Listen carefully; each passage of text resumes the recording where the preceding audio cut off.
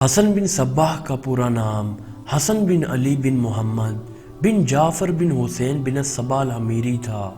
یہ ایرانی تھا اور اس نے اس زمانے کے رواج کے مطابق اپنے آپ کو ایک عرب الحمیری خاندان سے منسوب کیا تھا، لیکن اسے یہ بات پسند نہیں تھی کہ لوگ اس کا نسب بیان کریں۔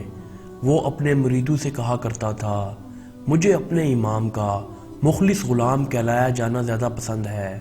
اس نے اپنی تحریک کو ایسی ترقی دی جس کے باعث دوسری اسلامی قوتوں سے مقابلہ کرنے لگا، بلکہ اگر یہ کہا جائے تو درست ہوگا کہ اس نے اور اس کے جانشینوں نے ایسی داغ بٹھائی کہ اس زمانے کے اسلامی سلاطین ان سے ڈرتے تھے۔ اس کا باپ کوفہ سے قم آیا جہاں حسن پیدا ہوا۔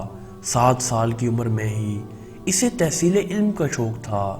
18 سال کی عمر تک اس نے ریاضی، نجوم اور سحر وغیرہ مختلف علوم حاصل کیے۔ اس وقت تک اس کا مذہب اپنے باپ کی طرح اسماعیلی امامی تھا۔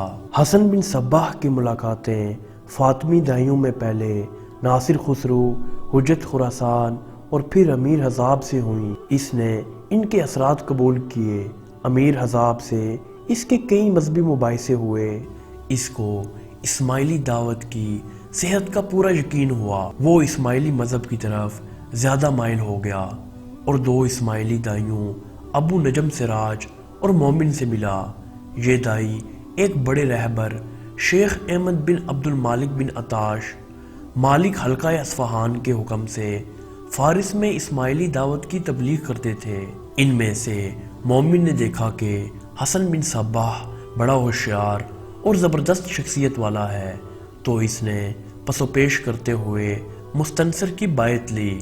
ماہ رمضان 464 ہجری میں ابن عطاش، جس کے بحر میں اصفہان اور اذربائیجان تھے، رے پہنچا اور اسماعیلی دعوت میں حسن بن صباح کی شرکت قبول کرتے ہوئے اسے مصر جانے کا حکم دیا۔ اس بنا پر 467 ہجری میں وہ اصفہان پہنچا، جہاں سے 2 سال ابن عطاش کی نیابت کرنے کے بعد اذربائیجان اور دمشق سے ہوتا ہوا 471 ہجری میں مصر پہنچا۔ اس وقت بغداد میں خلیفہ عباسی متقی باللہ تھا، لیکن حکومت ملک شاہ سلجوقی کے ہاتھ میں تھی۔ حسن بن صباح نے اس کے زمانے میں قوت حاصل کی اور ملک شاہ کے مشہور وزیر نظام الملک کو فدائیوں نے 484 ہجری میں قتل کر دیا۔ ان کی قوت توڑنے کے لیے ملک شاہ نے 2 دفعہ لشکر بھیجا، مگر اسے کوئی نمایاں کامیابی نہیں ہوئی۔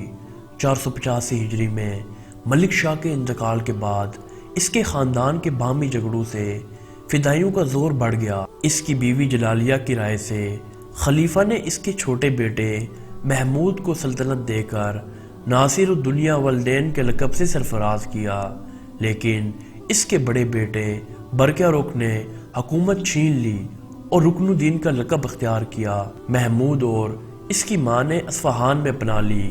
برقیہ رخ نے فدائیوں کی مدد سے اصفہان کا محاصرہ کیا اور محمود کو بھگا دیا، لیکن اصفہان پر فدائیوں کا قبضہ ہو گیا۔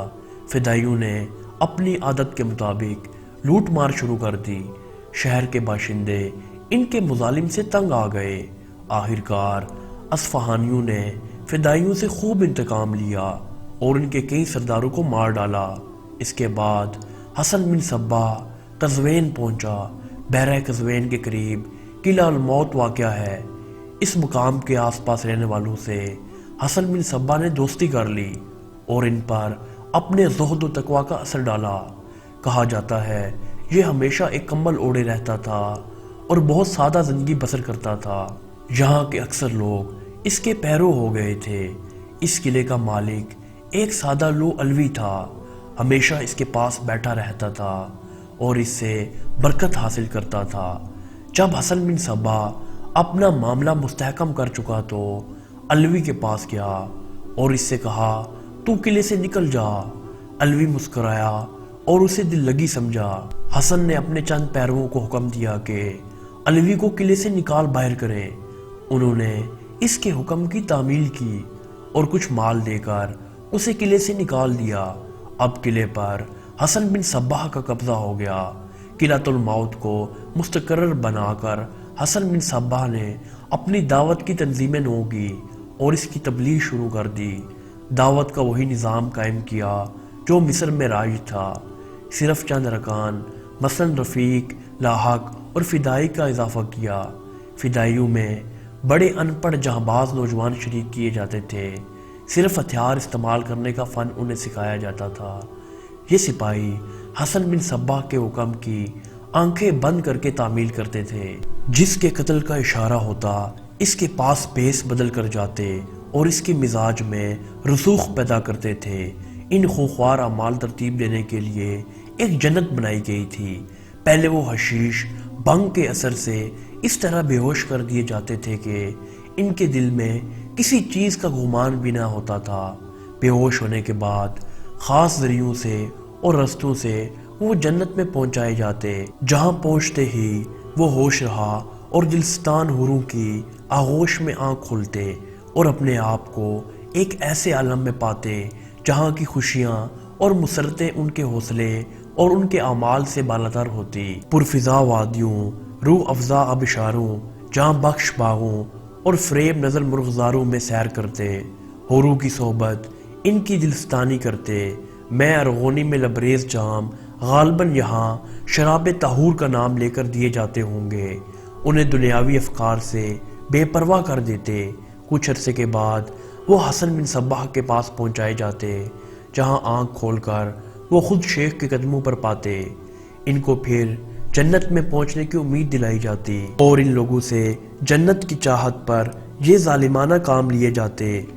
بڑے بڑے امرا انہی کے خنجروں سے قتل ہوئے اور انہی فدائیوں نے نظام الملک کی بھی جان لی۔ سلطان ملک شاہ کے بعد سلطان احمد سنجر نے حسن بن صباح کا مقابلہ کیا، مگر حسن بن صباح نے نہایت چالاکی سے اسے صلح پر راضی کر لیا۔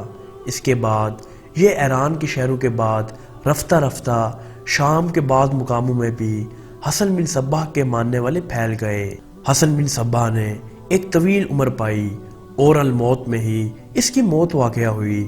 اس کی موت کے بعد کیا بزرگ اس کا جانشین بنا جو اس کا بیٹا بتایا جاتا ہے۔